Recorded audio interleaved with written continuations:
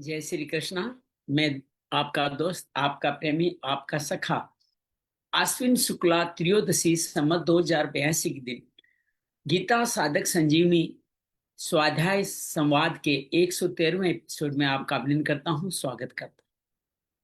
अभी तक हम लोग प्रथम, द्वितीय, तृतीय, चतुर्थ, पंचम, षष्ठम, सप्तम अध्याय संपूर्ण कर चुके हैं। अष्टम अध्याय के भी हम 14 श्लोक पूरे कर चुके हैं।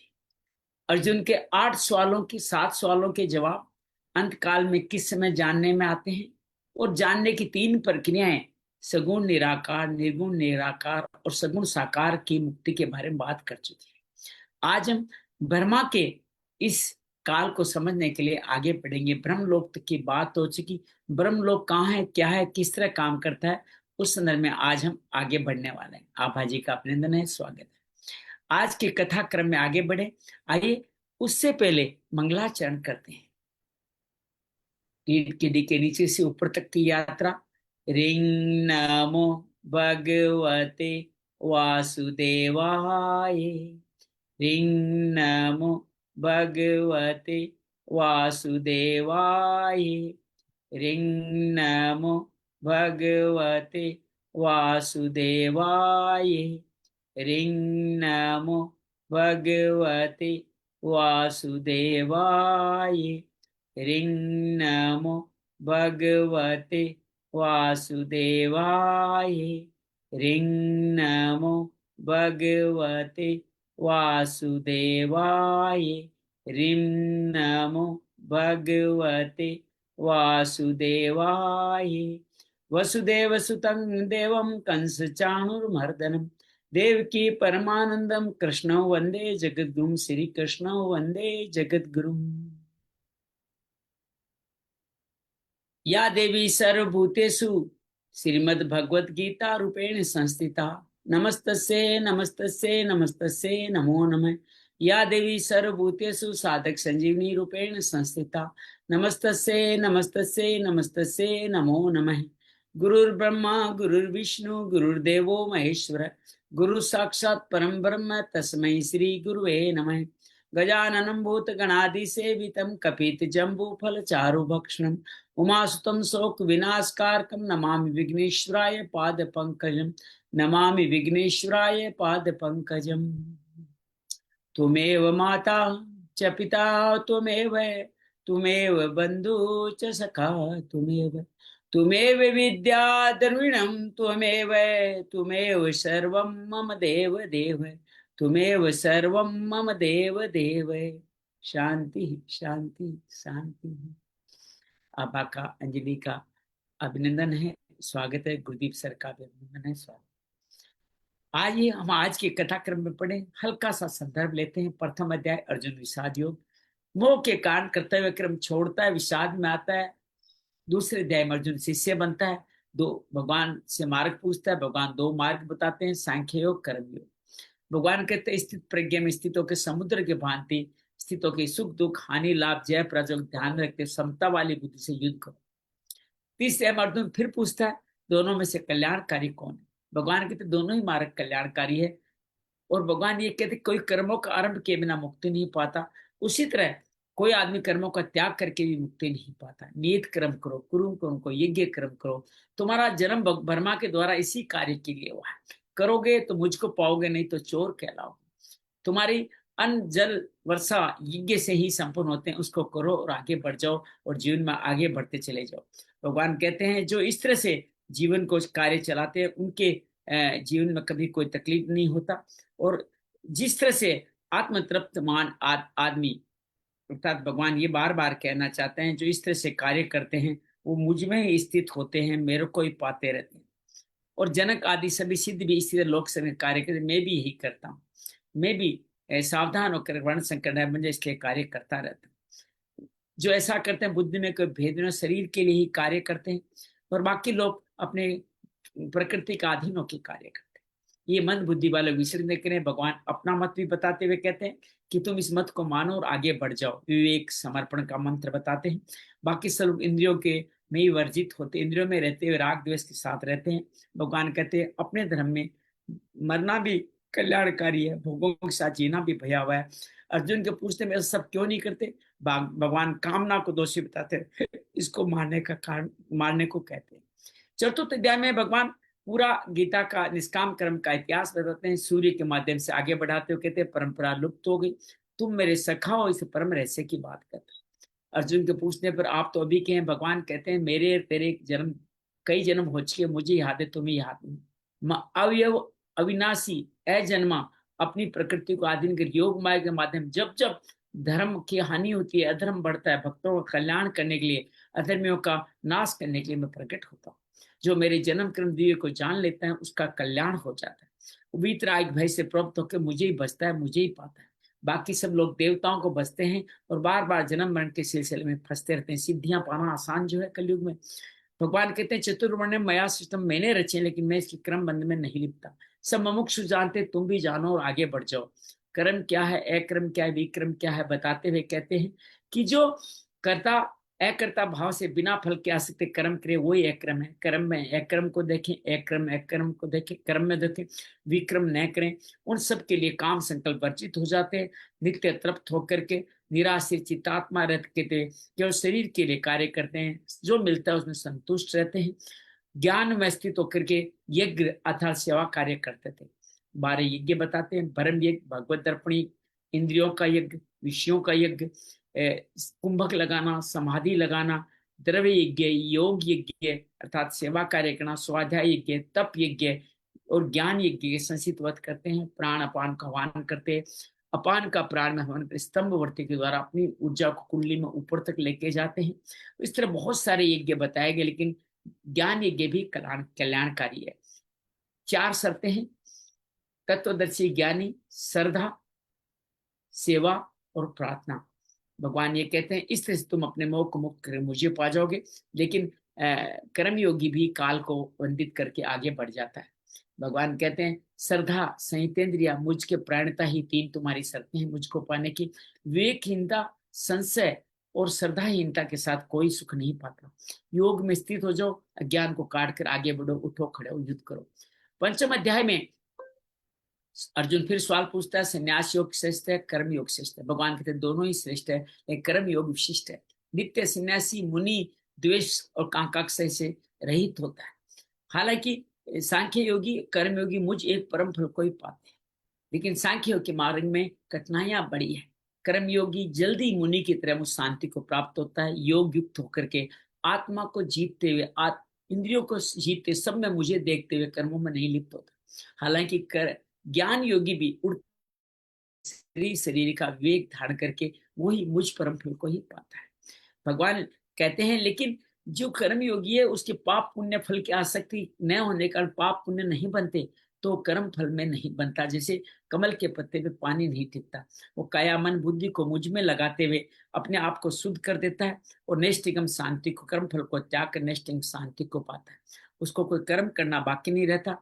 9 द्वारे देह में सभी कर्म करते हुए वो सुखी रहता है। उसको कोई कार्य करना नहीं होता, लोक के संग्रह के लिए कर्म करता है। कर्म फल का संयोग इनका स्वभाव ही स्वभाव में प्रकट है। न मैं किसी के पाप में भागीदार हूं, न पुण्य में। अज्ञान ही है जो आपको जंतुओं की तरह भोग में लगाता है। भगवान कहते हैं जो इस ज्ञान में नहीं फंसते उनका नाश नहीं होता, वो प्रकाश की तरह प्रकाशमान कर लेते हैं। वो बुद्धि मेरे प्राण होती है, मेरी आत्मा में स्थित हो जाते हैं, सभी कल्मशों को काट कर पुनरावृत्ति को प्राप्त होते हैं। और ऐसे लोग कैसे होते हैं? वो विद्या विनय संपन्न ब्राह्मण, चांडाल, कुत्ता, हाथी में कोई फर्क नहीं देखते। उनके लिए प्राप्य अप्राप्य, प्रिय अप्रिय नहीं होता। बाहर स्पर्श आदि में न फंसते हुए अंतरात्मा से सेवा करके सात्विक सुख पाते हैं, मुझको समर्पण करके उसी को अत्यंतिक सुख में पा लेते हैं। बाकी सब लोग स्पर्श आदि भोगों में लगे दुख योनियों में जाते रहते, न इस जन्म में सुख है न आगे कभी सुख मिलता है। वो शरीर के मोक्ष के लिए कभी कार्य नहीं करते, काम क्रोध का वेग से कभी सुखी नहीं करते। जो सुखी होते हैं वो अंतरात्मा से सुखी होते हैं, ज्योति मां पर जीवित ब्रह्म निर्वाण में रहते हैं। ब्रह्म अपने सभी कलमश काटते हुए, द्वंद काटते हुए मुझ ब्रह्म में स्थित हो जाते हैं। और काम क्रोध से चूंकि अलग होते हैं तो मुझको जान जाते हैं, ब्रह्म निर्वाण को विदित कर जाते हैं। वो ध्यान लगाते हैं, बाहर से इंद्रियों को अंतर्मुखी लाते हुए नासिका के भुवों पे, नासिका के द्वारों पे ध्यान, प्राण पान को सम करके अर्धन मूलित आंखों से अपनी भ्रुकुटी पे ध्यान रखे, इंद्रियों को अंतर्मुखी करके मुझ पे प्राण हो जाते हैं, वही मेरे भक्त कहलाते हैं। भगवान षष्ठम अध्याय में कहते हैं, जिसको आत्म संयमी योग कहा, भगवान ने कहा कि कर्म जो अनाश्रित कर्म फलक, जो मुझ पे कर्म फल पे आश्रित नहीं होकर के सेवा कार्य करता है, वही सन्यासी है। कोई त्यागने वाला या अग्नि त्यागने वाला, कर्म त्यागने वाला कभी सन्यासी नहीं है। सन्यासी तुम इसको जान जिन्हें सब संकल्पों का त्याग कर दिया। आरूढ़ से मुनेर एकमात्र सेवा कार्य ही मुक्ति का कारण है। उसी से योग में स्थित की क्षमता को प्राप्त होती है। इंद्रियों में नहीं फंसना, कर्म फलों में नहीं फंसने वाला ही सर्व संकल्प सन्यासी होता है। भगवान कहते हैं अपनी आत्मा का उद्धार करो, उसका नाश मत करो, अर्थात उसको सेवा में लगाओ।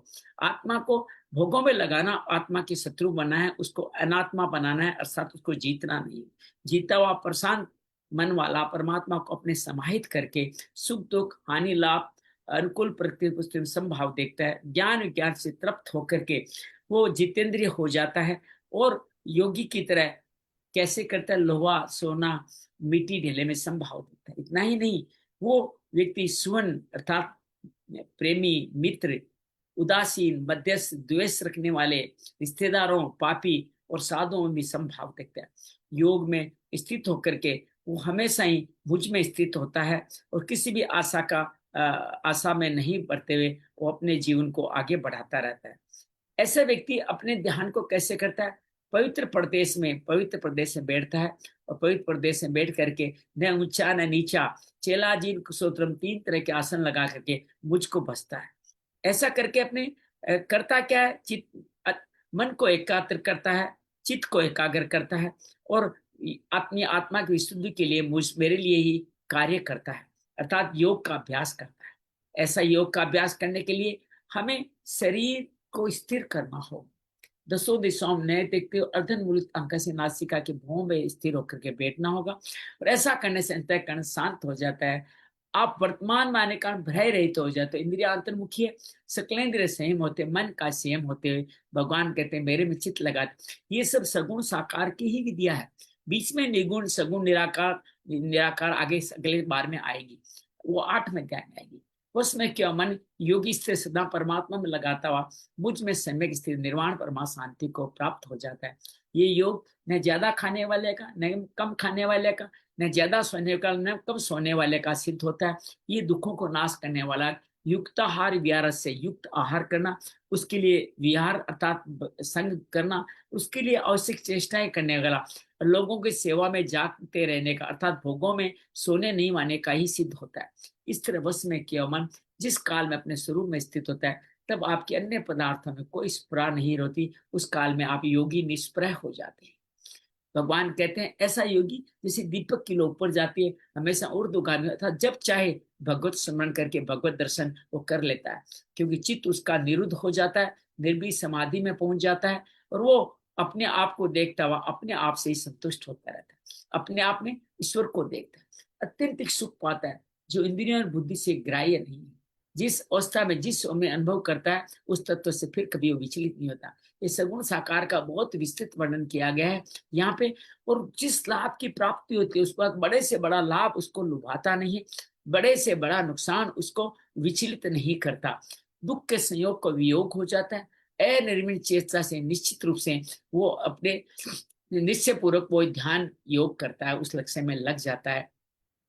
ऐसा करते करते कभी कभी मन विचलित भी होता है, तो भगवान संकल्प से उत्पन्न वाली संपूर्ण कामनाओं का सर्वथा त्याग करके मन इंद्रियों को सभी ओर से लगा के सने सने धैर्य वाली धारणा वाली बुद्धि से वो मुझ परमात्मा में स्थापित करके मेरे अलावा और कुछ चिंतन नहीं कर।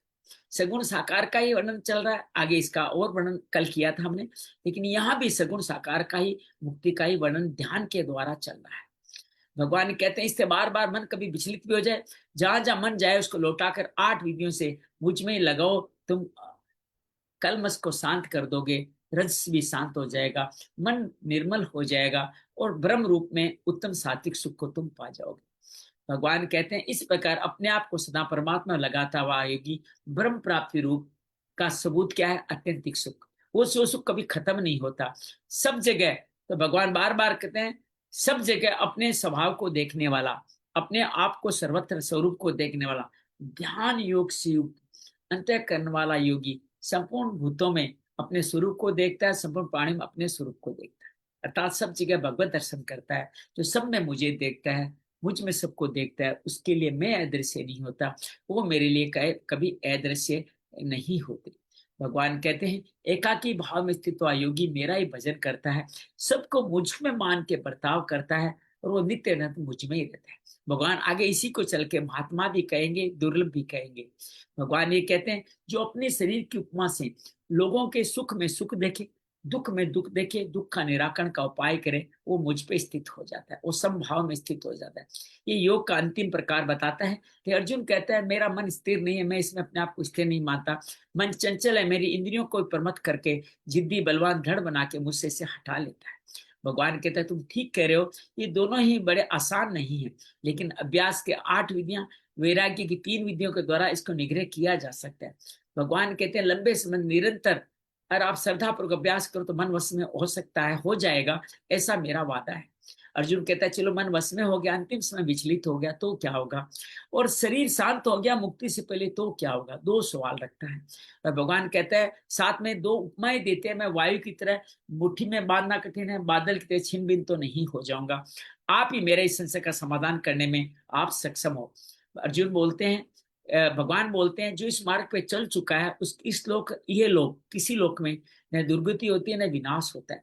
फिर 2 मुक्ति के मार्ग बताते हैं, जिसका अंतिम समय विचलित हुआ वो पुण्य लोकों का विघ्न भोग करके श्रीमानों के घर में जन्म लेता है, और जो इस काल में यात्रा पूरी नहीं कर सका सीधे योगियों कुल में जन्म लेता है। जो योगी कुल में जन्म लेता है वो दुर्लभ तर होता है, और उसको पूर्व जन्म की सिद्धियां अनायास से प्राप्त हो जाते हैं और फिर मुक्ति को प्राप्त हो जाता है। जो श्रीमानों के घर में जन्म लेता है थोड़े दिन वो भोग के वश होता है, फिर उसको मैं अपनी तरफ खींच लेता हूँ, और वो भी समस्त जिज्ञासु के द्वारा सकामों का त्याग करके अतिक्रमण करके मुझको पा जाता है। भगवान इसी बात को बार बार जो योगी प्रयत्न पूर्वक प्रयास करेगा वो मुक्ति पाएगा, चाहे 1 जन्म 2 जन्म अनेक जन्म संसिद्ध लगे, वो परम गति को पाने वाला है। कभी मुक्ति में कोई संदेह मत रखना, भगवान बार बार ये कहते हैं। तो भगवान कहते हैं सकाम भाव तपस्या से योगी श्रेष्ठ है, ज्ञानियों से भी योगी श्रेष्ठ है, और जो सकाम कर्म करते हैं उनसे भी योगी श्रेष्ठ है, तुम योगी बन जाओ।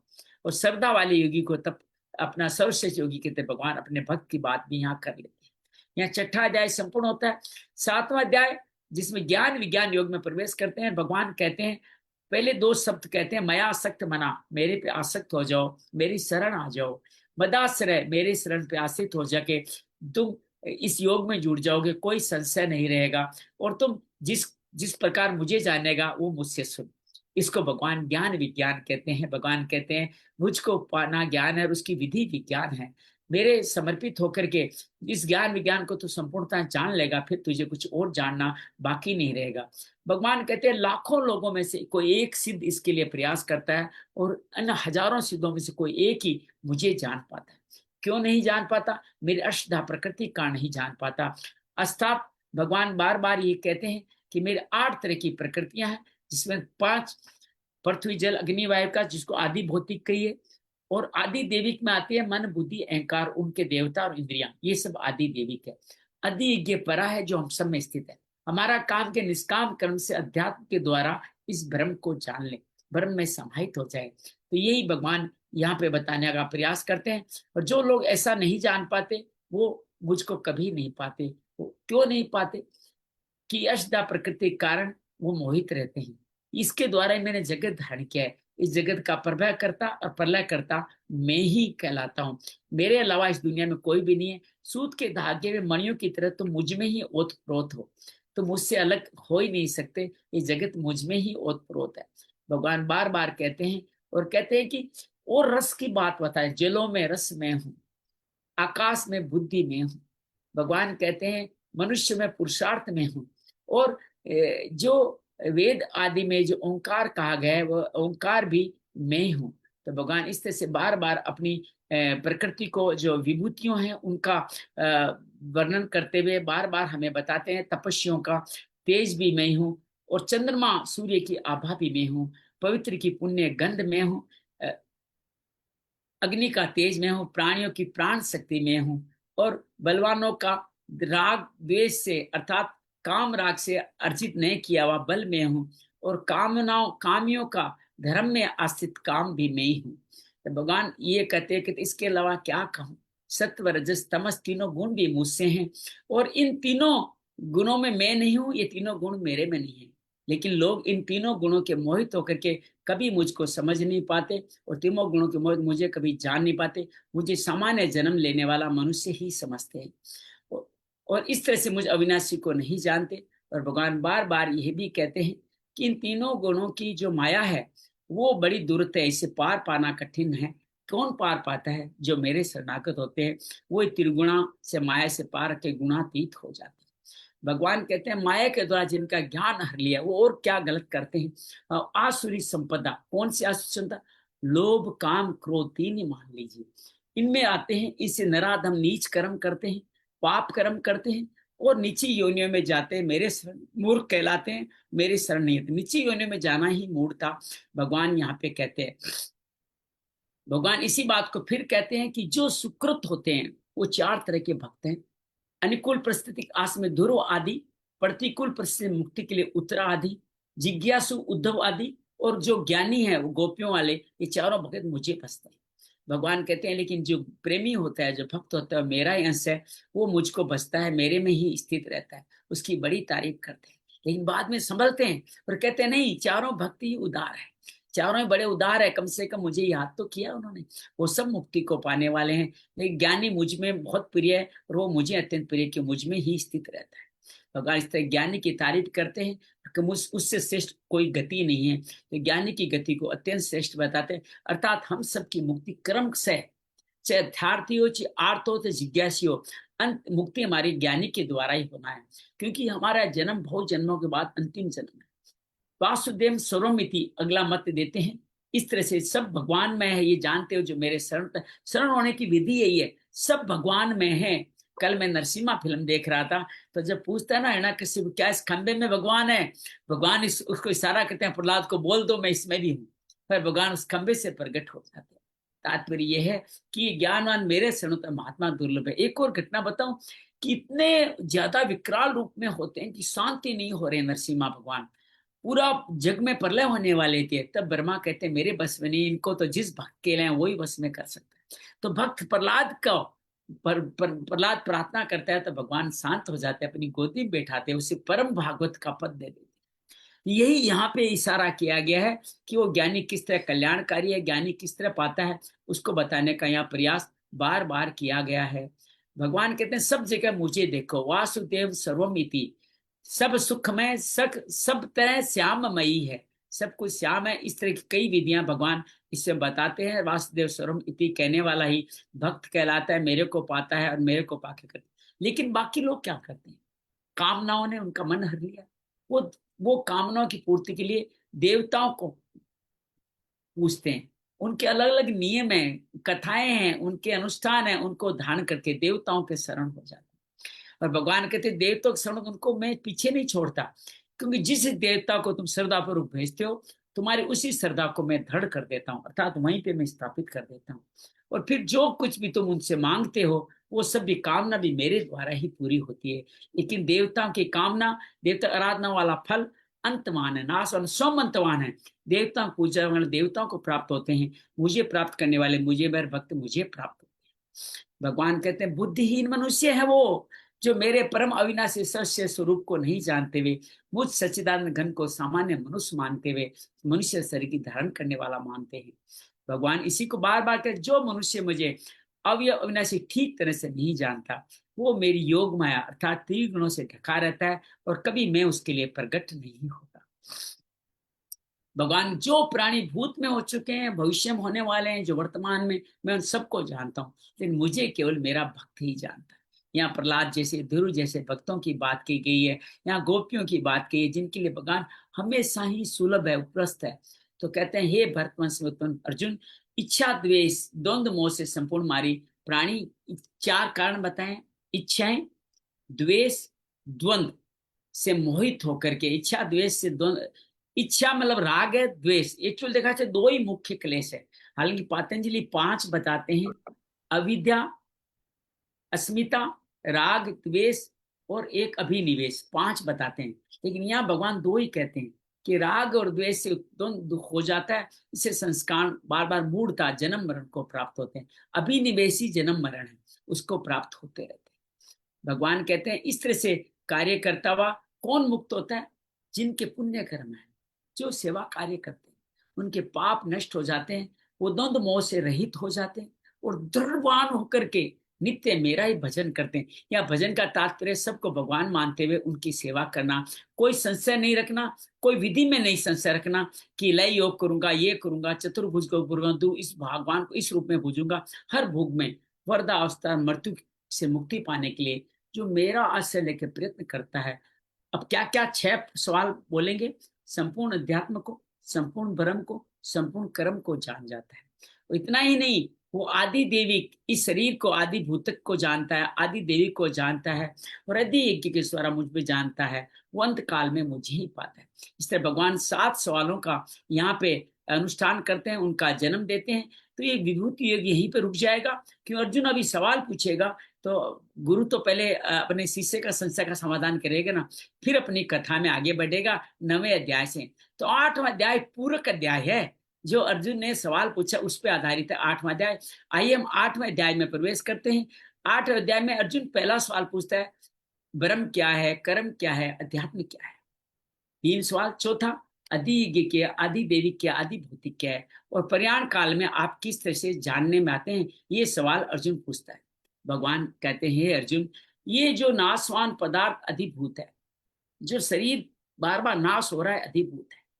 जो इंद्रियां, मन, बुद्धि, अहंकार, सूक्ष्म भरी आदि दिए गए, और जो परा प्रकृति जीव है, वो मैं आदि है। इन सबको तुम कर्म के द्वारा, अध्यात्म के द्वारा जानो और ब्रह्म में स्थित हो जाओ। परम परमात्मा ही ब्रह्म है और उसके द्वारा किया गया सर्व कर्म क्या है?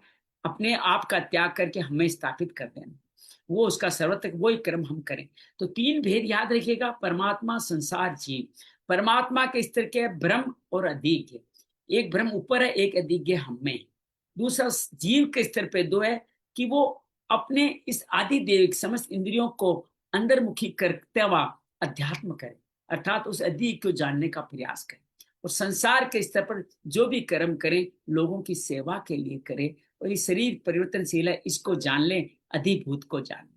भगवान कहते हैं अंत काल में आप जिस मेरा स्मरण करते हुए जो शरीर को छोड़ के जाते हैं, वो मुझको पाते हैं, इसमें कोई संदेह नहीं।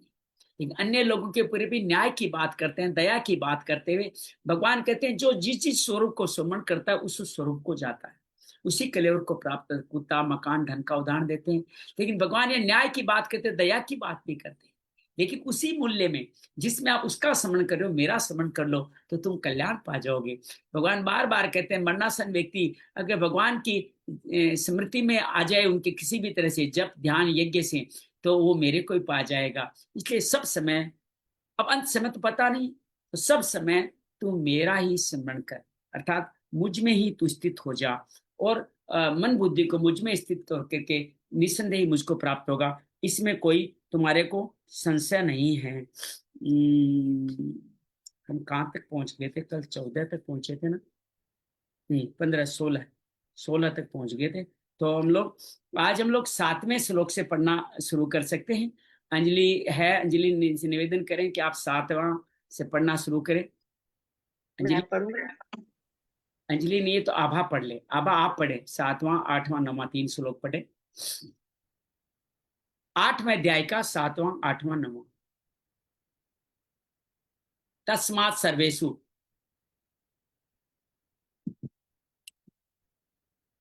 आप अनम्यूट करें अपने आप को, अनम्यूट नहीं है आपका। आभा जी अनम्यूट करें पहले आपको। जी अब पढ़े। तस्मात् सर्वेषु कालेषु मामनुस्मरयुध्य च मय्यर्पितमनो बुद्धिर्मामे वैश्यस्य संशयम् अभ्यासयोगयुक्तेन चेतसा नान्यगामिना परमं पुरुषं दिव्यं जाति पार्थानुचिन्तयन्। बहुत बढ़िया। सरलाभ 8वां, 9वां, 10वां पढ़े। जैसे कि कविं पुराणमनुशासितारम् अणोरणीयासमनुस्मरेद्य सर्वस्य धातारमचिन्त्य रूपम् आदित्यवर्णं तमसः परस्तात् प्रियाणकाले मनसा चलेन भक्त्या युक्तो योगबलेन चैव गुरोर्मध्ये प्राणमाविश्य सम्यक् सत्तं परं पुरुषमुपैति दिव्यं यदक्षरं वेदविदो वदन्ति विशन्ति यद् यत् यो वीतरागाः यदिच्छन्तो ब्रह्मचर्यै चरन्ति तत्ते पदं संग्रहेण प्रवक्ष्ये। भगवान कहते हैं इसलिए तुम हर समय मेरा अनुस्मरण कर, एक के बाद दूसरा, एक पल भी खाली न जाए, हमेशा जप जाप मेरा समर्पण करता रहे, मुझ में मन बुद्धि को अर्पित करके निसंदेह मुझे प्राप्त होगा। तो भगवान इस तरह भगवान अंतिम समय में के सवाल का 7 श्लोकों में जवाब देते हैं अर्जुन को। ये अब भगवान कहते हैं कि इस अभ्यास योग से युक्त वाला, अंत में अन्य का चिंतन न करने वाला पुरुष, जो शरीर मुझका दिव्य पुरुष का चिंतन करता हुआ मुझको ही प्राप्त हो जाता है। भगवान यहाँ सगुण का वर्णन करते हुए कहते हैं कि सगुण निराकार, सगुण जो है उसमें क्या क्या गुण है वो समझ लीजिए। वो सर्वज्ञ है, कवि अनादि है, अर्थात पुराणम मतलब अनादि है, अनुशासितारम सब पे शासन करने वाला है, अणो मतलब सूक्ष्म, अनियासम अत्यंत सूक्ष्म, सर्वस्य भाताराम सबका धर्म पालन करने वाला, तमसम परस्ता ज्ञान से अत्यंत परे, आदित्य वर्णम सूर्य की तरह ज्ञान स्वरूप, अचिंत्य रूपम ऐसे अचिंत्य स्वरूप का चिंतन करता है। सगुण साकार में किसका चिंतन करना है उसके बारे में भगवान यहाँ बार बार हमें बताने का प्रयास कर रहा है कि किसका आप चिंतन करने वाले हो, वो बात बताते हैं। भगवान इसी सगुण साकार को पाने की विधि बताते हैं, निराकार विधि, इस सगुण को निराकार बनाने की विधि बताते हैं, वो भक्त। अर्थात पहले सगुण का मतलब यही है भक्त बनना। पहले भक्ति मनुष्य अंत समय में, अंतिम समय उसका आ जाएगा, मन को स्थिर कर देगा अचल मन से, योग बल योग के द्वारा भ्रकुटी के मध्य में। अब ये निर्गुण निराकार की साधना है। पहले सगुण की सगुण से निर्गुण निराकार में आ रहे, योग बल भ्रकुटी के मध्य में प्राण को अच्छी तरह से प्रविष्ट कर ले, प्रविष्ट करके तुम उस परम दिव्य पुरुष को प्राप्त हो जाओगे, परम दिव्य पुरुष तुम्हें मिल जाने वाला है, ऐसा भगवान कहते हैं। अब भगवान निर्गुण निराकार की बात भी आगे कहते हैं 11वें 12वें 13वें श्लोक से। तो आबा से निवेदन करते हैं, सॉरी 11वां तो हम कर चुके हैं कि वेद विदो वदंती, ब्रह्मचर्य ग्रस्त और संन्यास आश्रम को अच्छी तरह वेदों को जाने, ब्रह्मचर्य व्रत को करें, वीतराग हो जाने वाले व्यक्ति ही जिसको पालन करते हैं, वह पद मेरे संक्षेप में रहूंगा। ये रूप कौन सा है? ये निर्गुण निराकार का रूप है जिसको भगवान यहाँ कहने वाले हैं। आबा से निवेदन करता हूँ 12वां 13वां 14वां श्लोक पढ़े आप। सर्वद्वाराणि संयम्य मनोहृदि निरुध्य च मूर्ध्नयाधायात्मनः प्राणम् आस्थितो योगधारणाम् ओमित्येकाक्षरं ब्रह्म व्याहरन् मामनुस्मरन् यः प्रयाति त्यजन् देहम् स याति परमां गतिम्। एक बार यही रुक जाइए, एक बार यही रुक जाते हैं क्योंकि हम निर्गुण निराकार को पूरा कर लेते हैं। पहले श्लोक में कहा अपने चारों आश्रम में वो विधि पूर्वक जीवन जिएगा। कैसे? ब्रह्मचर्य का धारण, वेदों का अध्ययन, वीतराग, 3 भाव बताए। अब ऐसा व्यक्ति निर्गुण निराकार को कैसे पाएगा? संपूर्ण द्वारों को रोक लेगा, मन का हृदय में निरोध करेगा, मन को हृदय में स्थापित कर लेगा, प्राणों को, प्राण कहते श्वास को, श्वास यहाँ से रोकते होते कुंभक लगाते लाते प्राण को यहाँ मस्तक में स्थापित करेगा, योग धारणा में स्थित हो जाएगा।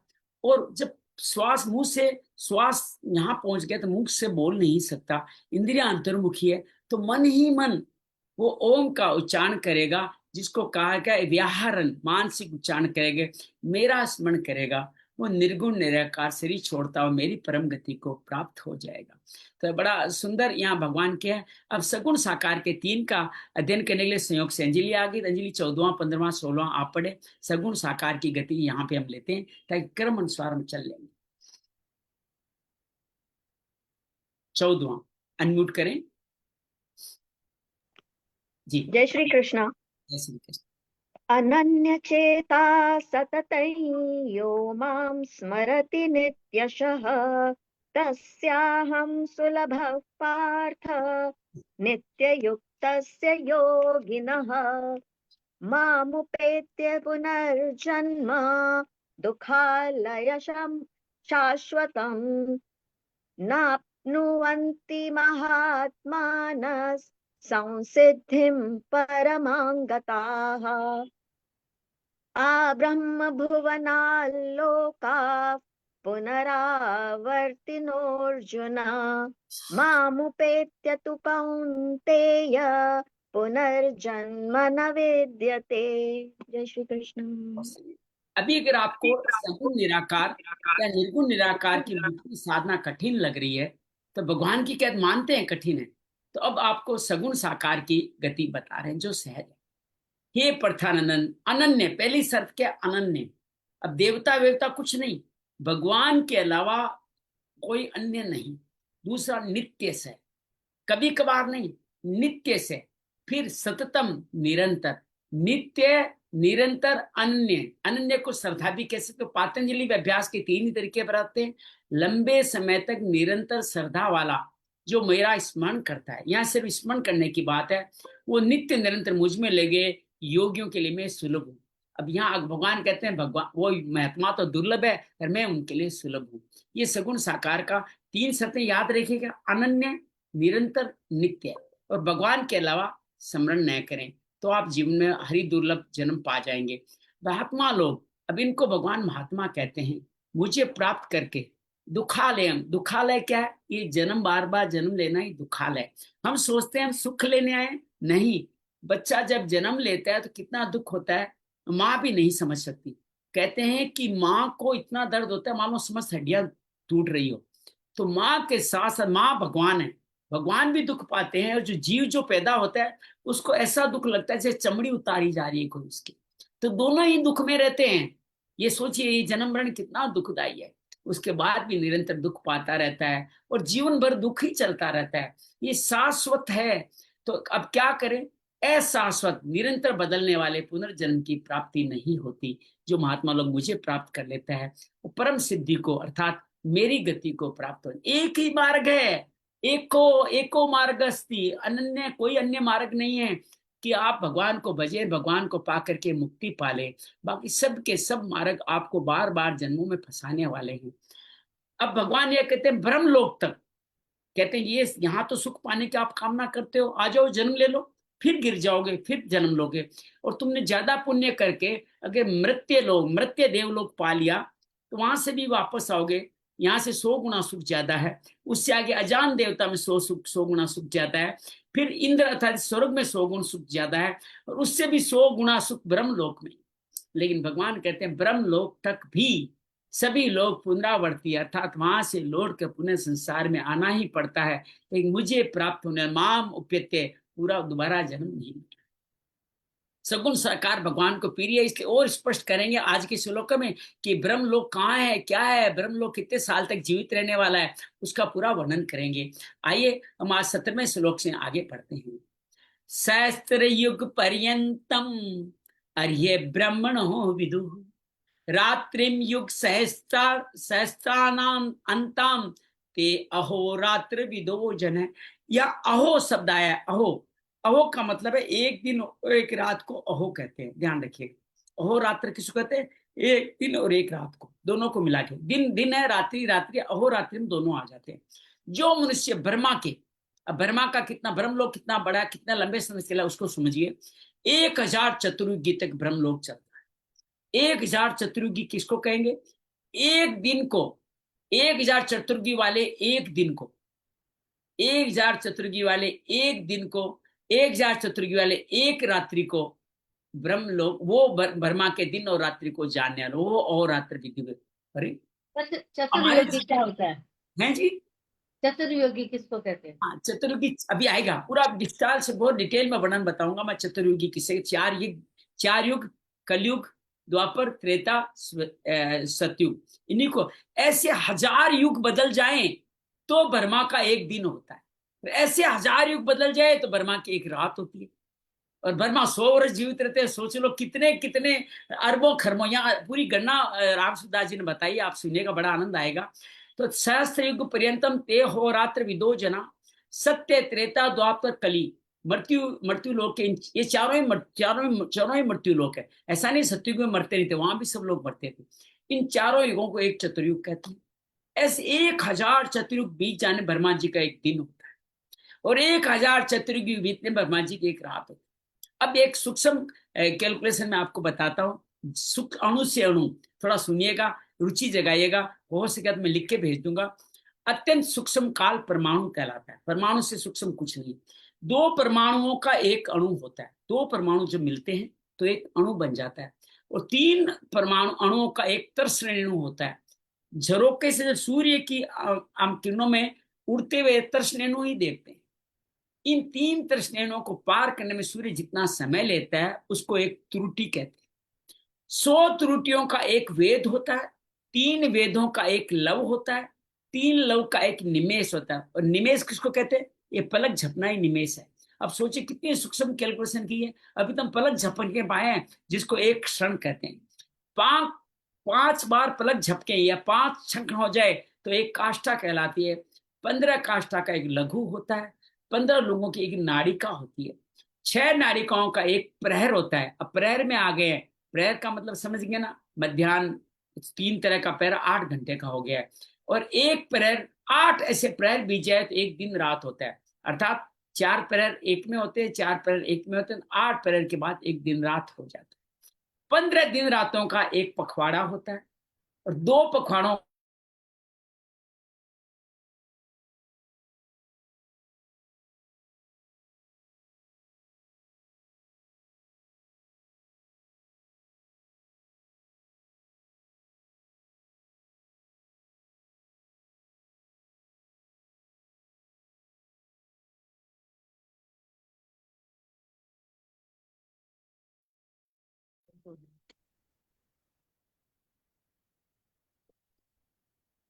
मैं माफी चाहता हूं आपसे कि अचानक मेरा पता नहीं लैपटॉप किस कारण से बंद हो गया, हालांकि बंद नहीं होना चाहिए था।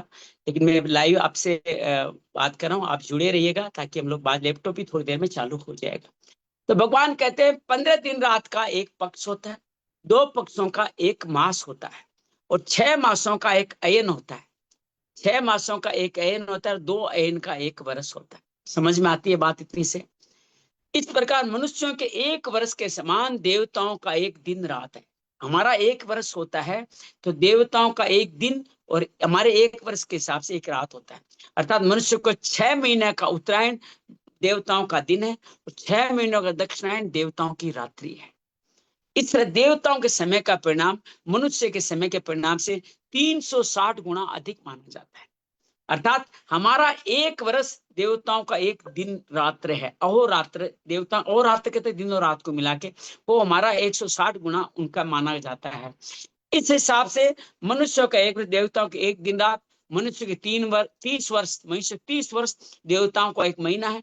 मनुष्य के 360 वर्ष, देवताओं को एक दिव्य वर्ष है। देवताओं के दिवस कब होगा? जब हम 360 वर्ष के, वो होने वाले नहीं है।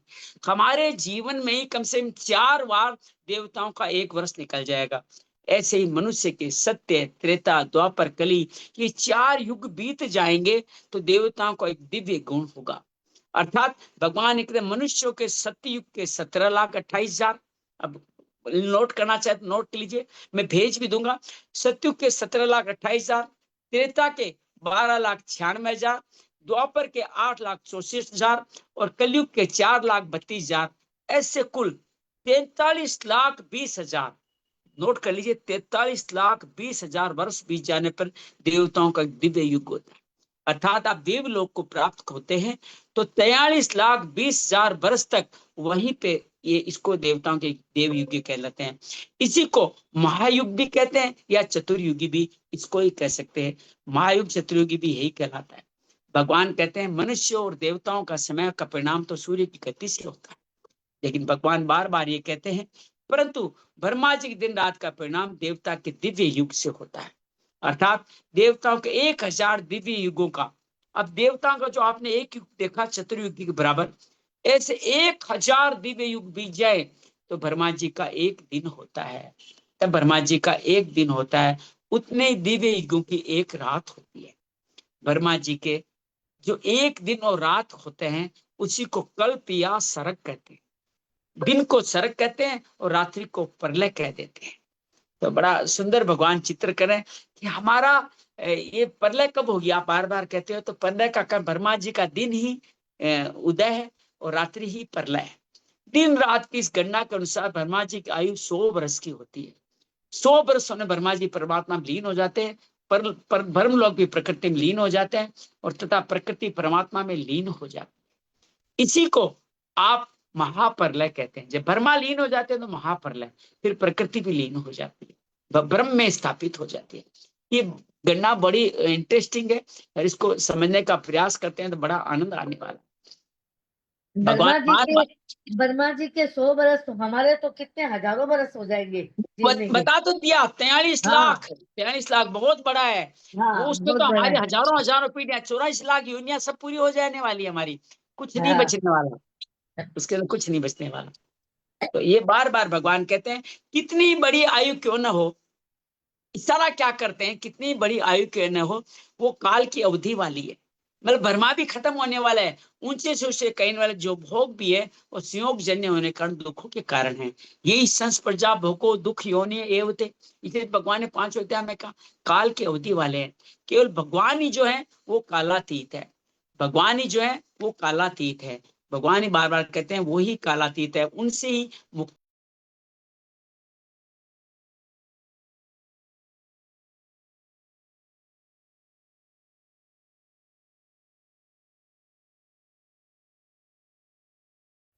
हाँ, अब मैं वापस लैपटॉप में आ गया हूँ, माफी चाहता हूँ जो तकलीफ हुई उसके लिए।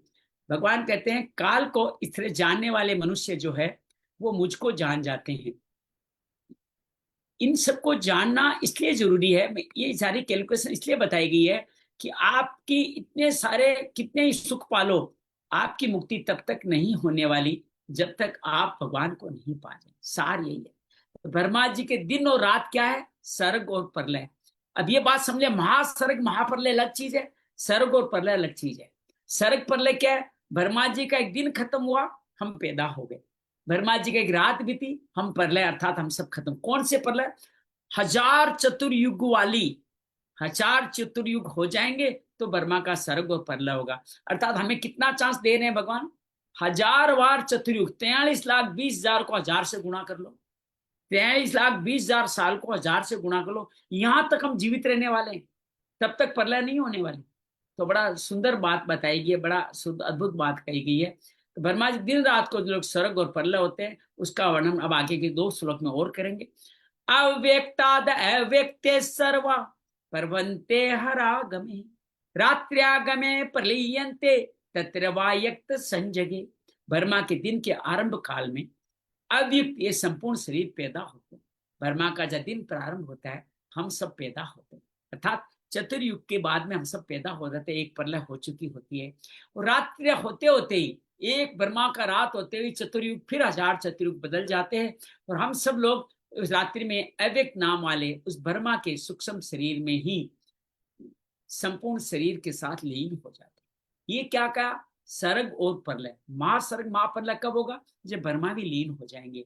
अव्यक्ताद अव्यक्त तत्र व्यक्त संजगी, प्राण मात्र प्राणियों के जितने शरीर है उनके लिए व्यक्तव्य और मूर्ति शब्द का है। मैं और मेरापन को लेकर जीव की जो सृष्टि है, जीव की नींद से जागने सृष्टि जीव से पैदा होती है। हम सोए रहते हैं तो हमें लगता है कि हम मर गए हैं, लेकिन नींद के जागने और सृष्टि जीव में ही लीन हो जाती, फिर वो सृष्टि हम पे आ जाती है। इसी तरह ब्रह्मा का बताया गया, ये स्थूल समष्टि सृष्टि दिखती है, सब की सब ब्रह्मा के जागने पर उनके सूक्ष्म शरीर प्रकृति से पैदा होती है और ब्रह्मा जी सोने पर उनके सूक्ष्म शरीर में लीन हो जाते हैं। अब यहाँ एक और बहस बहस बात समझिए कि ब्रह्मा के शरीर में लीन होने पर भी आपके जो दुख है, आपके पाप पुण्य, वो खत्म नहीं होते। जब जागोगे फिर वही भोगने पड़ेंगे। या मैं जो अपने दुख से भागते हैं उनके लिए कहता हूं, भाग जाते हैं, आत्महत्या कर लेते हैं, वो सब के सब लोग महापाप कर रहे हैं। आप दुख से भाग ही नहीं सकते। जब सुख से नहीं भागते, दुख से कैसे भाग? आपको दोबारा वही जन्म लेके वही पाप भी भुगतना पड़ेगा। तो भगवान कहते हैं ब्रह्मा जी जगने पे स्वर्ग होता है, ब्रह्मा जी सोने पे प्रलय होता है। ब्रह्मा जी की 100 वर्ष की आयु बीत जाए तो महाप्रलय होता है, जिसमें ब्रह्मा जी भगवान में लीन हो जाए। ब्रह्मा जी जितनी आयु होती है उतना ही महाप्रलय का समय होता है। अब महाप्रलय अर्थात कब तक हम सोए रहेंगे? वो भी उतनी देर तक सोए रहेंगे जब ब्रह्मा जी की जितनी आयु है। ब्रह्मा जी आयु कितनी है वो तो आपने देख लिया, बहुत बड़ी आयु है। तो हमारा सोना भी बहुत बड़ा होगा। तो महाप्रलय में हम सोए रहेंगे। महाप्रलय का जब समय बीत जाएगा तो ब्रह्मा जी भगवान भगवान के कमल से ब्रह्मा जी प्रकट होंगे, वो महासर्ग का प्रारंभ। ये गीता के 9वें अध्याय के 7वें 8वें श्लोक में फिर आएगा। परिशिष्ट का भाव क्या है? 1600 भगवान ने बताया ब्रह्म लोक तो सभी लोग पुनरावृत्ति है। पुनरावृत्ति क्यों है ये 17वें 18वें बता रहे हैं। ऊंचे से ऊंचा ब्रह्म लोक भी काल की अवधि में है। उस अवधि का विवेचन करते भगवान कहते हैं ब्रह्म लोक की अवधि कितनी ही बड़ी क्यों न हो, ये सब काल के अंतर्गत है। भगवान भगवान लेकिन भगवान काल की अवधि नहीं है। तो अब सोचिए भगवान हमें भक्त बना के कितनी बड़ी मुक्ति दे रहे हैं। कितने कितने लाखों अरबों सालों से जो मूढ़ता कर रहे हैं, बार बार दुख भोग रहे हैं, दुखालयम एहसास तुमसे मुक्ति दिला रहे हैं। जैसे हम रात को सोते हैं संसार को भूल जाते हैं और प्रातः जागते हैं संसार पुनः याद आ जाता है। हालांकि जो मोबाइल चलाते रहते हैं उनके लिए संसार नहीं भूल पाता। ऐसी ब्रह्मा जी को रात में संपूर्ण सृष्टि लीन हो जाती है, दिन में पुनः उत्पन्न हो जाती है। ये रात और दिन की आखिरी हद यही है। ब्रह्मा जी दिन और रात सूर्य से नहीं होते, प्रत्युत प्रकृति से होने वाले होते हैं। तीनों जन्म कहाँ से होंगे? प्रकृति से होने वाले ये जन्म होते हैं। और 19वें अध्याय में और श्लोक में और स्पष्ट करते हैं, भूत ग्राम एवायम भूतवा भूतवा प्रलीयते रात्र्यागमे एव से पार्थ प्रभवेत्य हरागमे। हे पार्थ, वही ये प्राणी समुदाय, ये भूत प्राण समुदाय उत्पन्न होकर के प्रकृति के परवश होते हुए ब्रह्मा के दिन के समय उत्पन्न होता है, ब्रह्मा की रात्रि के समय लीन हो जाता है। भूत ग्राम से एवायम, अनादि काल से जन्म मरण के चक्कर में पड़ा हुआ है प्राण वही है जो साक्षात मेरा अंश है, मेरा स्वरूप।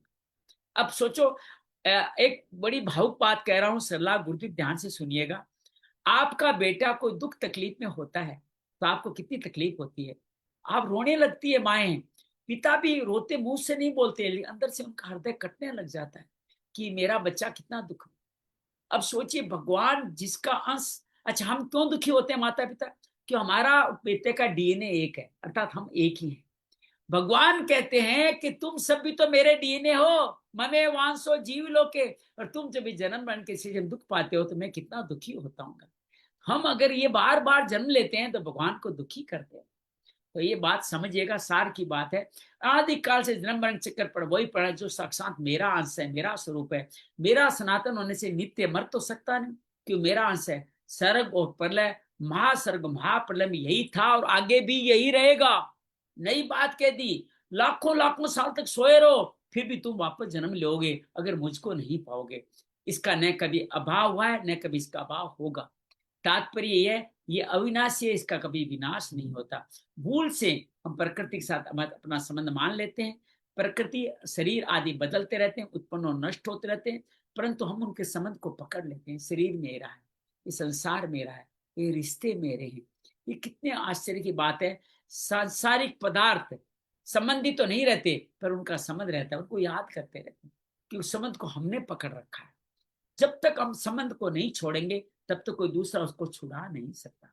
देखिए आपने मैंने ये लाठी पकड़ रखी है, ये पकड़ रखी है, ओ मुझे इसने पकड़ रखा है, इसने पकड़ रखा है, इसने नहीं पकड़ रखा है, संसार को मैंने पकड़ रखा है। मैंने इसको छोड़ा, संसार को छोड़ दिया।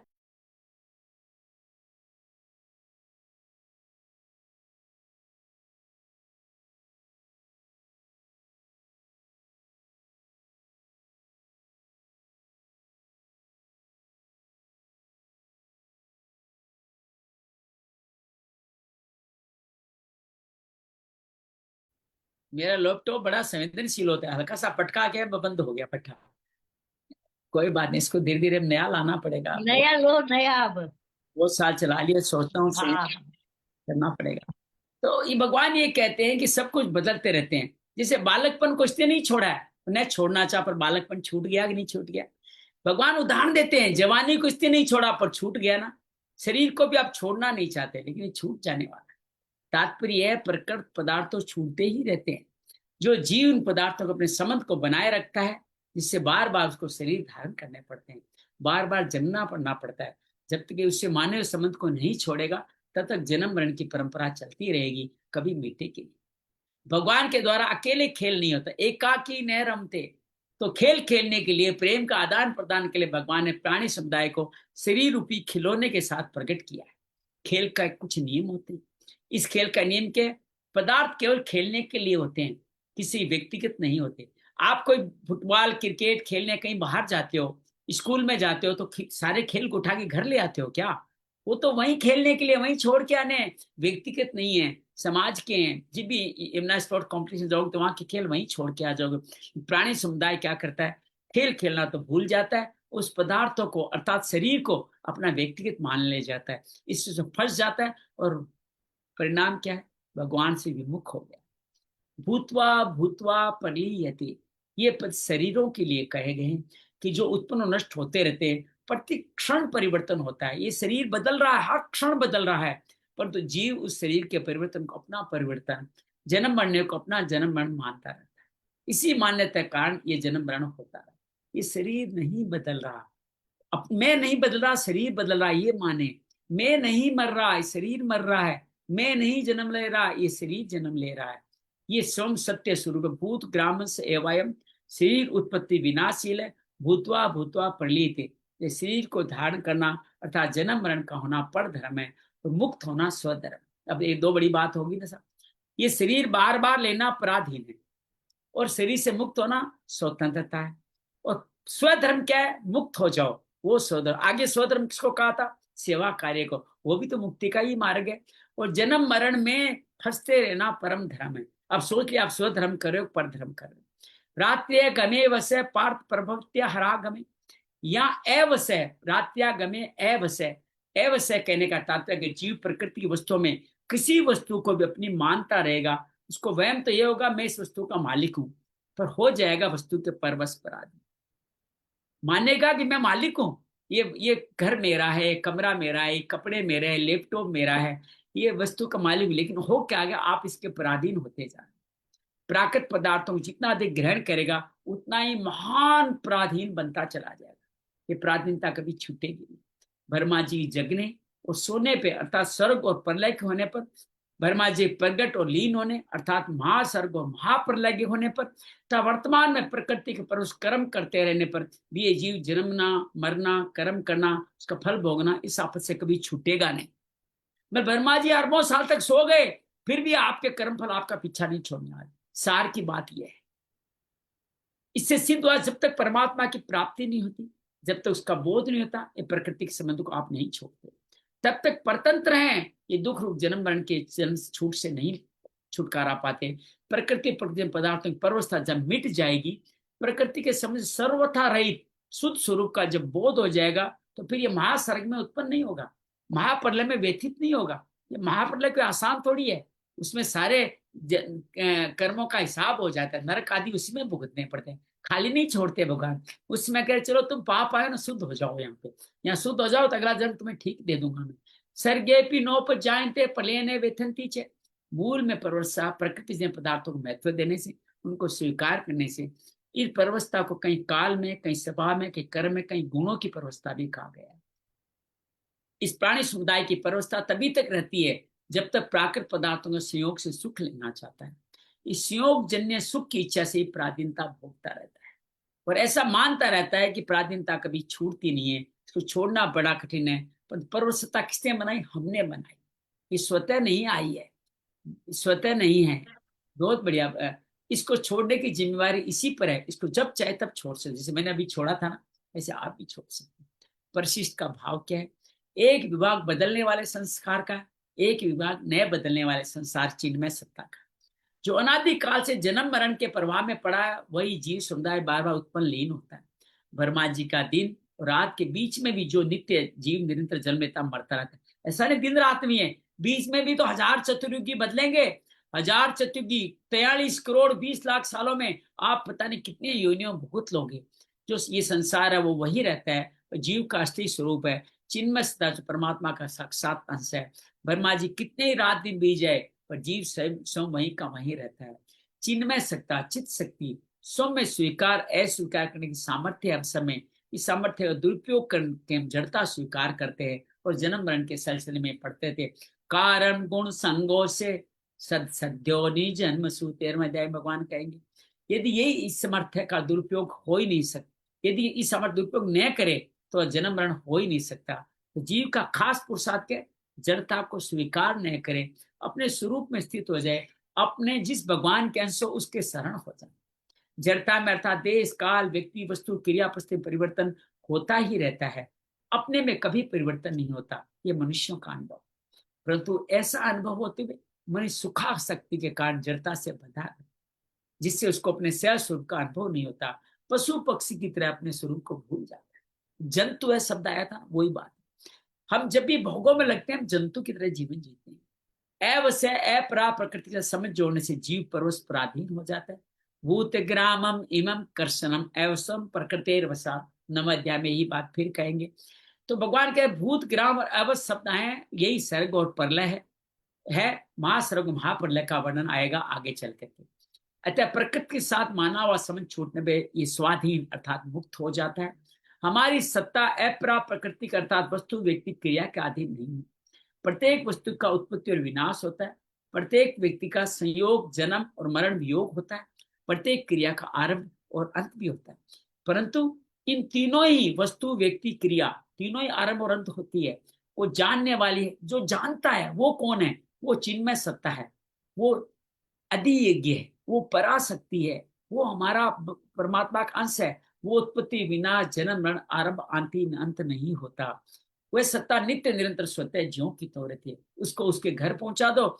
जैसे कोई बच्चा, किसी का बच्चा अपने माता पिता से बिछुड़ के आपके पास आ जाए, तब आप बच्चा छोटा है और बच्चा बड़ा शरारती है, ये लाके दो, ये लाके दो, ये लाके दो।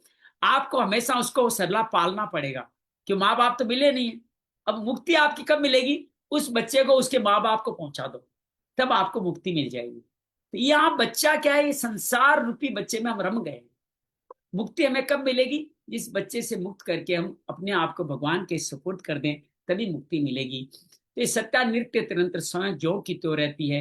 भूत ग्रामम से एवायम, इस सत्ता का कभी अभाव नहीं होता। ना भाव विद्यते सतह, इस सत्ता में स्वाभाविक स्थिति अनुभव का नाम ही मुक्ति है। तो हम स्वाधीन है, स्वतंत्र मुक्ति पा सकती है। मनुष्यों को यह वहम रहता है कि अमुक वस्तु की प्राप्ति होने पर, अमुक व्यक्ति को मिलने पर, अमुक क्रिया को करने पर मैं मुक्त हो जाऊंगा। कहते हैं इतना पाल लूं फिर सब कुछ झंझट छोड़ दूंगा, इतना कुछ ये काम कर लूं फिर झंझट छोड़ दूंगा, इस व्यक्ति से मिल जाऊं झंझट छोड़ दूंगा। लेकिन ऐसी कोई वस्तु क्रिया है ही नहीं जिससे मनुष्य स्वाधीन हो जाए। ये बात समझिएगा।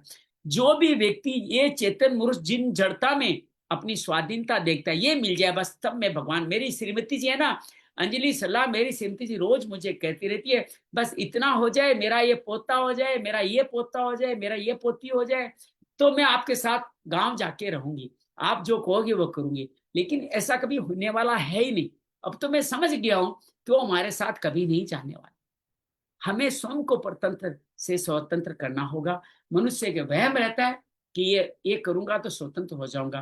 प्रकृति जन्य वस्तु व्यक्ति क्रिया मनुष्य को पराधीन बनाती है। असंग होने पर ही स्वाधीन हो सकते हैं। साधक को चाहिए वस्तु व्यक्ति क्रिया के बिना अपने को अकेला अनुभव करने का स्वभाव।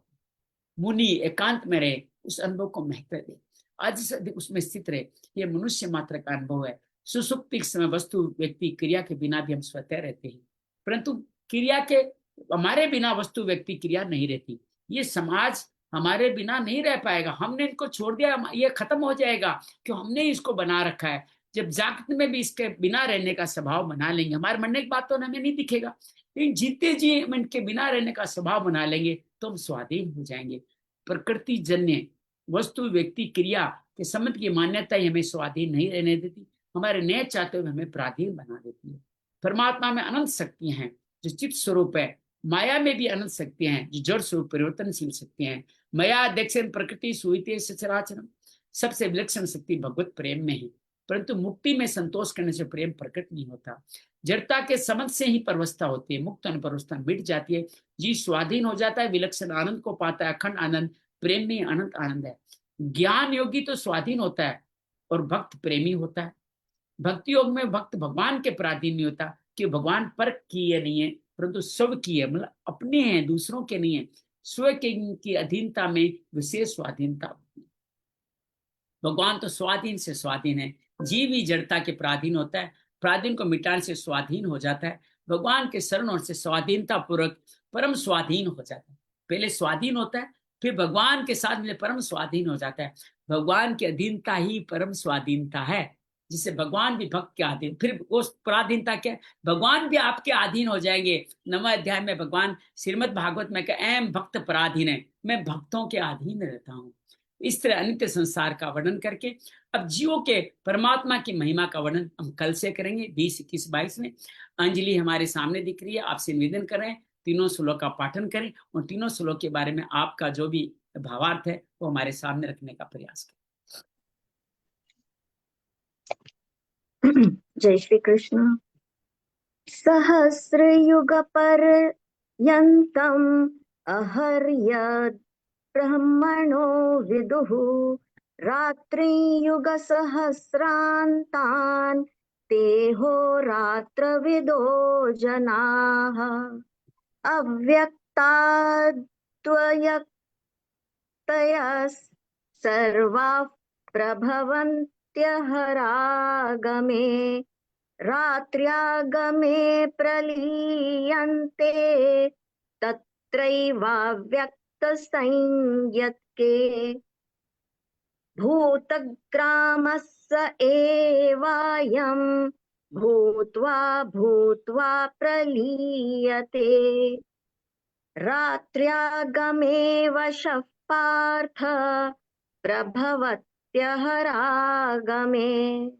जय श्री कृष्ण। तो इसमें ना भगवान कहते हैं कि ब्रह्मा का जो एक दिन है उसको 1000, ब्रह्मा का एक दिन 1000 चतुर्युग की अवधि वाला मानना चाहिए। और रात्रि भी ब्रह्मा की रात्रि भी जो है वो भी 1000 चतुर्युग की अवधि वाली होती है। तो जो पुरुष इस तत्व को जान लेते हैं वे योगी जन काल के इस तत्व इस तत्व को समझो, जिन्होंने ये जान लिया तो वो इस तत्व के ज्ञाता हो गए, वो इस तत्व को जान गए हैं, है ना। फिर आगे वो कहते हैं कि इसलिए वे ये भी जानते हैं कि संपूर्ण चराचर जगत भूतगण जो ये चराचर जगत है इसमें ब्रह्मा के दिन के प्रवेश काल में मीन्स ब्रह्मा के दिन के प्रवेश काल में जो सूक्ष्म शरीर से उत्पन्न होते हैं और ब्रह्मा की रात्रि के प्रवेश काल में उस सूक्ष्म शरीर में ही लीन हो जाते हैं। तो वही यह भूत समुदाय उत्पन्न होकर प्रकृति के वश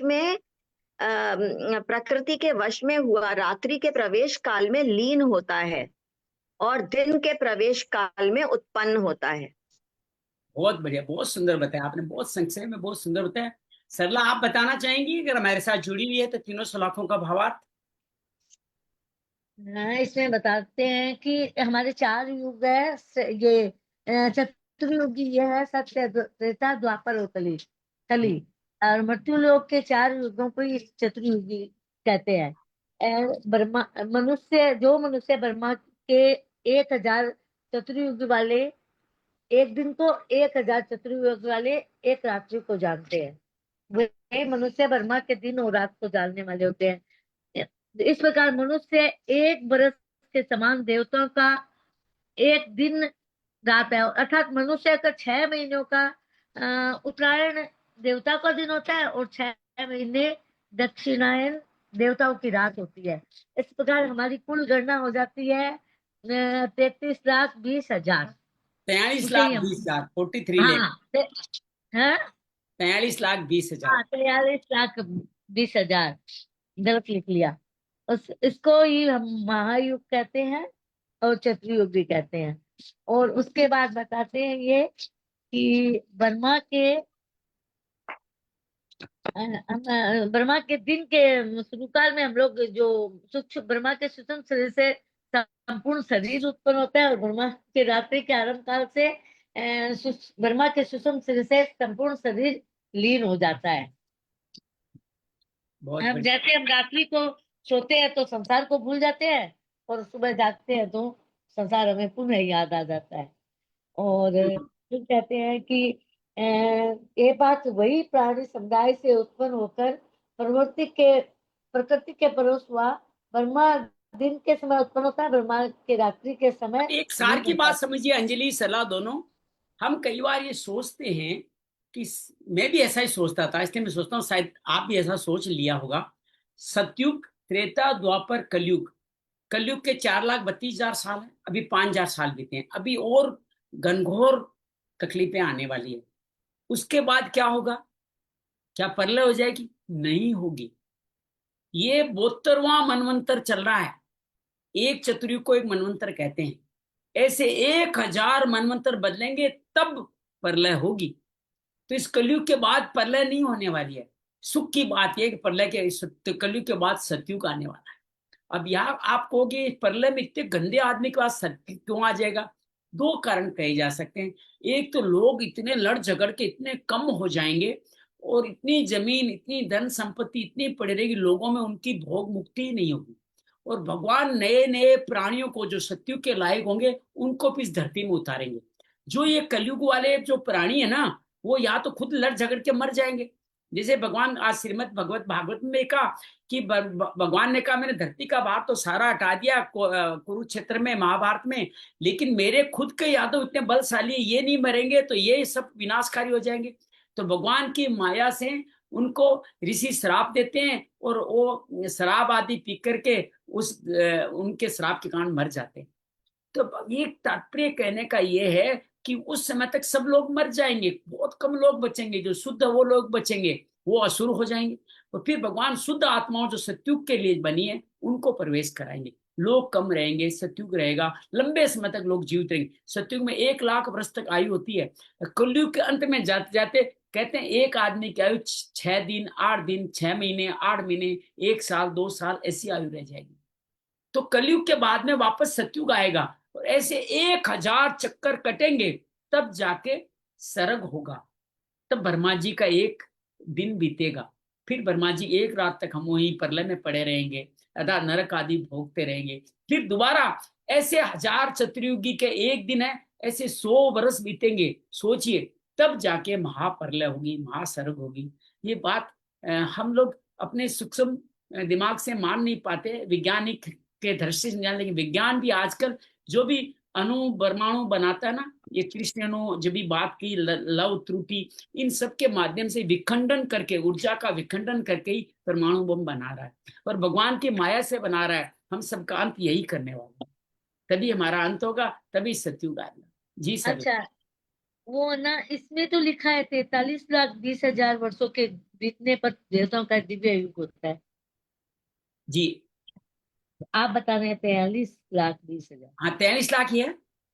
नहीं 4,32,000 का एक है, 8 लाख उससे दुगुना द्वापर है, उससे तिगुना सतयुग है, त्रेता इससे चौगुना चतुर्युग है। तो 43,20,000 का एक चतुर्युग महायुग होगा। किंतु इसमें इसमें लिखा हुआ है क्या?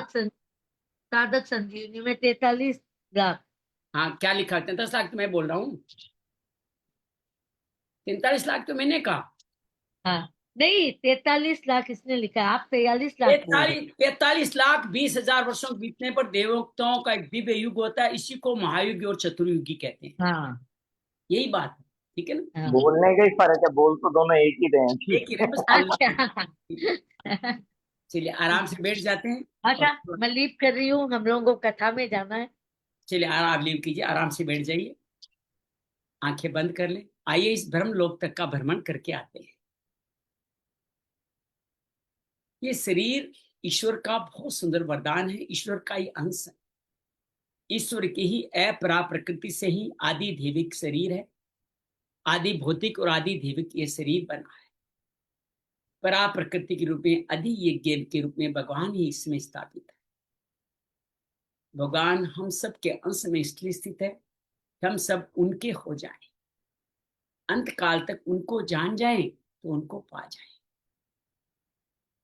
अगर उनको जान जाएंगे तो हम स्वाधीन हैं, स्वतंत्र हैं। उनको नहीं जानेंगे, इस प्रकृति संसार को अपना मानेंगे, यहाँ के सुख में सुख समझेंगे, दुख में दुख समझेंगे, तो हम पराधीन हैं। पराधीन सपने में सुख नहीं, पराधीन को कभी सब सुख नहीं मिल सकता। और ये पराधीनता हमारी अनेक अनेक लोकों तक चलती चली जाती।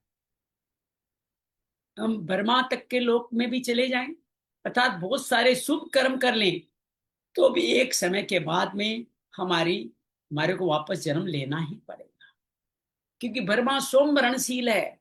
अगर बर्मा के पूरे जीवन काल में जो 43,20,000 इंटू 1000 को अगर हम गुणा कर लें और उसको फिर 100 से गुणा कर लें, तो बर्मा का जीवन काल भी एक अवधि में सीमित है। उसके बाद तो हमें जन्म लेना ही पड़ेगा। लेकिन मुक्ति कितनी सहज है, भगवान का स्मरण करें और मुक्त हो जाए, दुखालयम शाश्वत से मुक्त हो जाए।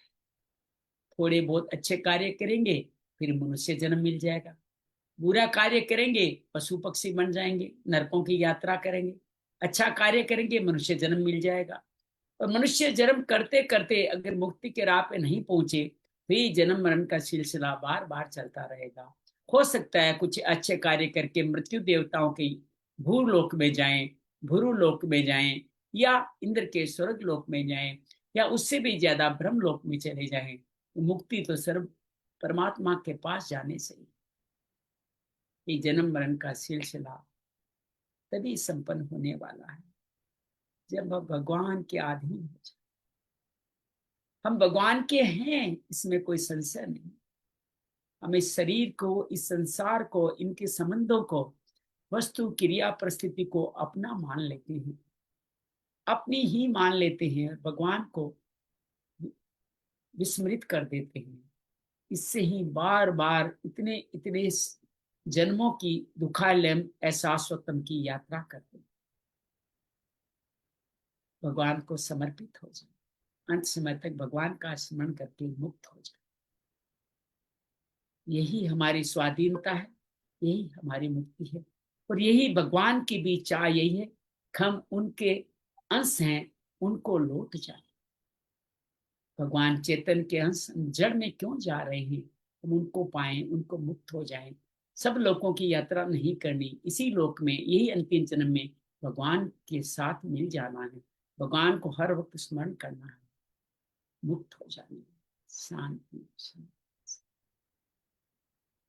जय माँ भगवत गीते, जय जय माँ भगवत गीते। हरिय कमल विहारिणी, हरिय कमल विहारिणी, सुंदर सुपुनीते।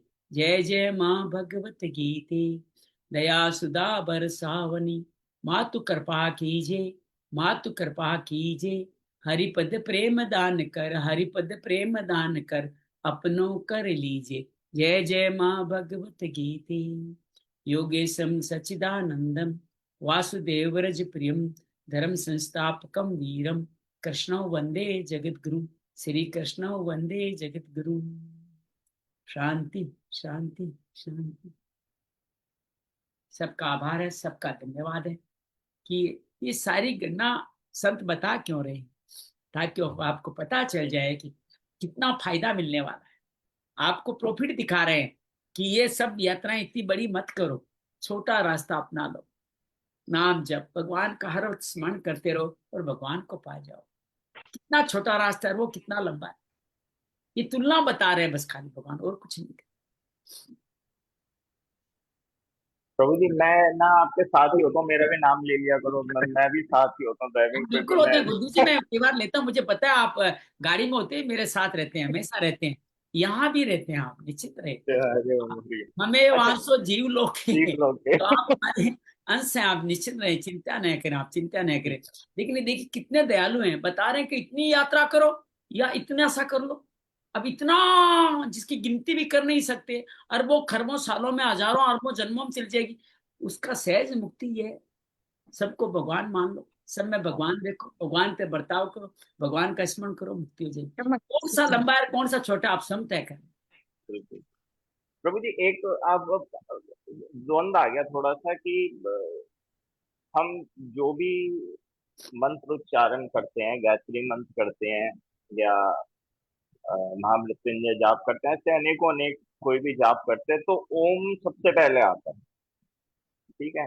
और उस दिन चर्चा हो रही थी कि ओम का उच्चारण नहीं करना, तो वो थोड़ा सा अगर एक बार दोबारा समझा देंगे तो देखिए क्या। दो बातें हैं, एक होती है व्यवहार की, एक होती है शास्त्रार्थ। गीता कहती है शास्त्रों में लिखी बातों को मानना चाहिए। शास्त्र ये कहते हैं कि ओम का मुख से उच्चारण करने का अधिकार उसी को मिलता है जो नित्य साधना करता हो। सहज भाषा में ये समझ लीजिए।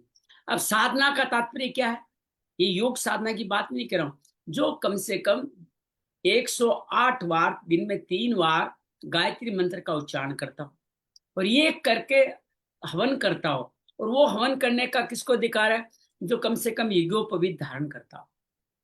तो 3 चीजें जुड़ गई है। ये तीनों काम कौन करता है, ब्राह्मण करता है।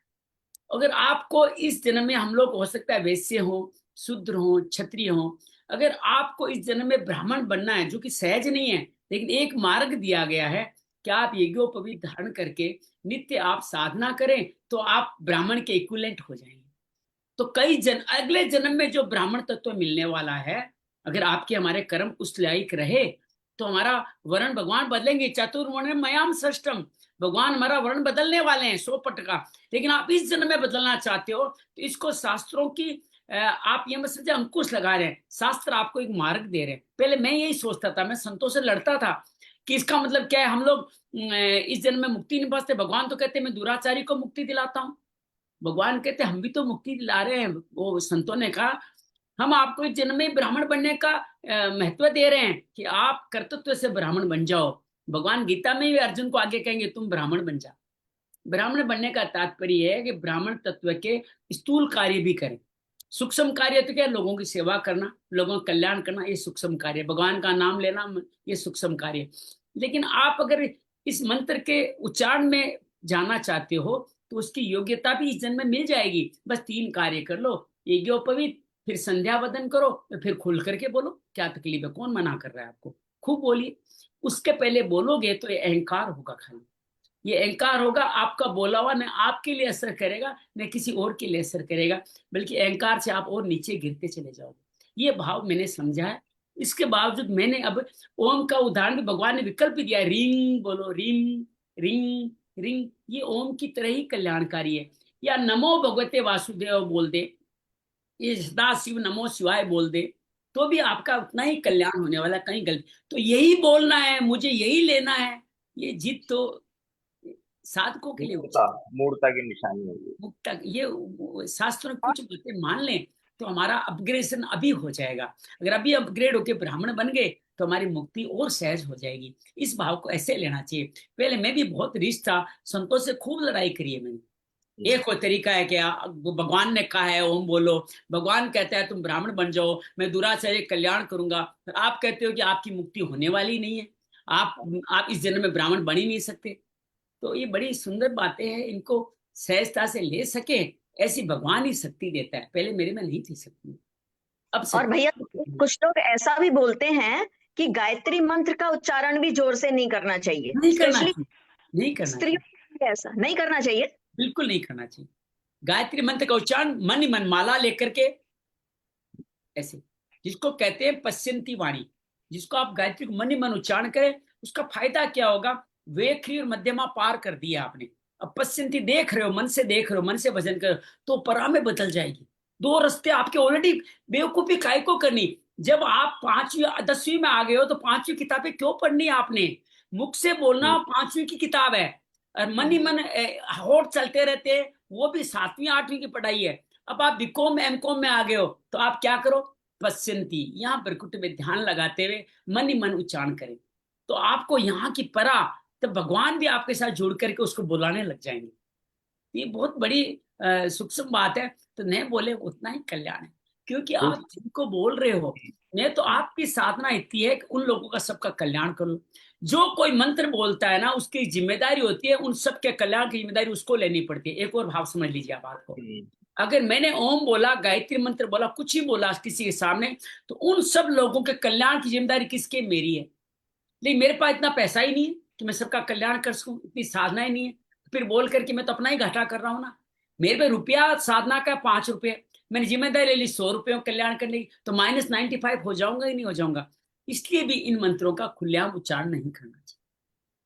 लेकिन ना जब हम हवन करते हैं तो उसमें हम ये सामग्री डालते समय या घी डालते समय गायत्री मंत्र का जोर जोर से उच्चारण करते गलत हैं करते हैं, कितनी। वो पंडित सही नहीं है। हमेशा गायत्री मंत्र की आहुति देने वाला मौन हो जाता है, वो मन ही मन आप बोलता है, आपको खाली स्वाहा कहते हुए डालने को कहता है। जो अच्छा पंडित होगा वो गायत्री मंत्र नहीं बोलेगा। आज पंडितों में 1000 बातें हो गई है, मैं आपको पूरा लिखित में भेज सकता हूँ कि गायत्री मंत्र की आहुति मौन रह के बुलाई जाती है। वो संत बोलता है, ब्राह्मण बोलता है, फिर आपको कहता है स्वाहा, फिर प्रभु जरूर भेजना, आपको बोलता है कि स्वाहा। ऐसे होता है ये। तो ये वो जो जरूर बोलता भेजना है आप प्लीज। वो अज्ञान कर रहा है, जो बोल रहा है वो गलत है। ऐसे तो गायत्री परिवार वाले भी गायत्री मंत्र खुलेआम बोलते हैं। आर्टोलिक परिवार में माताओं को भी यज्ञोपवीत धारण कराया जाता है। तो ये सब बातें सबके अपने अपने सिद्धांत है, लेकिन मैं सिद्धांत गीता से मुक्त होकर वेदवादिक सिद्धांतों की बात कर रहा हूँ, जो धर्म के हमारे अनुरूप है। और गहराई में जाता हूँ तो मुझे सही लगते हैं। पहले मैं इसको नहीं मानता। मैंने जब पहली यज्ञोपवीत आर्टोलिक से धारण की, तो मेरे साथ बहुत सारी माताएं थी, उन्होंने भी यज्ञोपवीत धारण की थी। मैंने बाद में उनको पूछा कि माँ आप इसका ध्यान कैसे रख पाती हो, तो क्या मैं नहीं रख पाती हूँ। तो एक तरह से गुरु ने कृपा करी, उनकी जिम्मेदारी ली, गुरु को भी बड़ा उसका भुगतान करना पड़ेगा कि उसने ये काम करवाया। उनका कुछ नहीं बिगड़ा, लेकिन हम ऐसा क्यों करें, ऐसा क्यों करें? हम धीरे धीरे अपनी यात्रा क्यों ना आगे तय करें। माता तो सिर्फ घर में अपनी बच्चों को भी में भगवान देख ले, पति में भगवान देख, उसका कल्याण हो जाने वाला है। उसको अन्य अन्य कार्य करने की जरूरत ही नहीं है। गुरु शिष्य में, पुत्र माता पिता में ये बात बार बार आती है। जो इनसे आगे बढ़ जाते हैं उनको मुक्ति के लिए भगवान क्या स्मरण करते हैं। ठीक है, ये बातें गहरी धीरे धीरे समय अनुसार हमें अपने आप समझ में आती चल जाएगी। मुझे समझ में थोड़ी थोड़ी आई है, आपको भी समझ में आएगी, और हम आगे बढ़ते चलेंगे। यही हमारी अपग्रेडेशन है, यही हमारा अपग्रेडेशन है।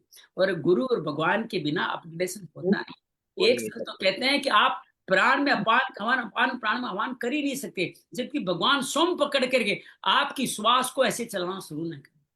आपकी क्या औकात कि आप प्राण का अपान में हवन कर ले, अपान का प्राण हवन कर ले, या कुंभक लगा के यहां से मुक्ति पा जाए? नहीं संभव। ये सिर्फ भगवान ही कराएंगे। जब उनकी लगेगा कि आदमी एक्टिंग ठीक कर रहा है, अब इसको ओटीटी से उठा करके बड़ी फिल्म का रोल दे दो, हमारी एक्टिंग से खुश होकर के भगवान ही हमसे सब कुछ करवाने वाले। ये क्या शब्द में और आप जो बोल रहे सुन रहे हैं, क्या हमारे अपने हैं? नहीं, हो नहीं सकते। ये सब ईश्वर के द्वारा हम सबके कल्याण के लिए बनाई गई एक योजना है, एक प्लानिंग है। उस योजना प्लानिंग के आधार पर हम कार्य करें। हम अपने आप को सिर्फ सौभाग्यशाली समझे, ग्रेटिट्यूड में रहें, कृतज्ञ रहें। इसके अलावा हमें और कुछ करना नहीं, कुछ सोचना नहीं कि हमारे अनेक जन्मों के साथ कोई ऐसा जन्म आ चुका है, शायद हमारे ये सिलसिला खत्म हो जाए। ये सिलसिला आ चुका है, बस थोड़ा सा ये सजग हो जाए, भगवान बाकी काम भगवान कर लेंगे। एक जगह ये कहते हैं कि मेरे भक्तों को मैं नीचे गिरने ही नहीं देता, उनको खुद खींच लेता हूँ। तो शायद हमारे साथ भी ऐसा कर ले। चलिए, बहुत बहुत आभार।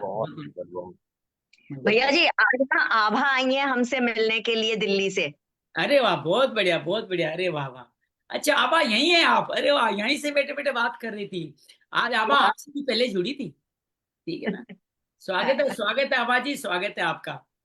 कुछ दिनों के लिए मेरे साथ में रहेंगी और ना आई है ये दिल्ली से। चल, मैं कई बार सोचता हूँ मेरे बचपन के दोस्त ताकि मेरे घर रहे तो कितना अच्छा हो।